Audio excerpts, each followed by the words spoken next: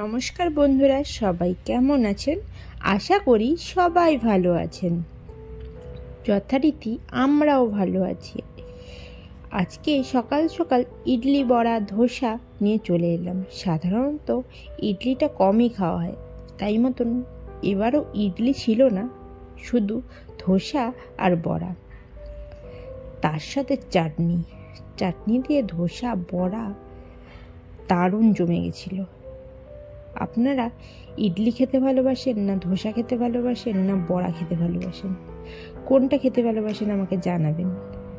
আমার তো ইডলিও ভালো লাগে, ধোসাও ভালো লাগে। বড়াটা তেল বেশির জন্য একটু একটু ভালো লাগে, কিন্তু খেয়ে নি। তো আপনাদের যদি ভালো লাগে ভিডিওটা, আপনারা লাইক করে দেবেন, শেয়ার করে দেবেন এবং সাবস্ক্রাইব করে দেবেন। Thank you.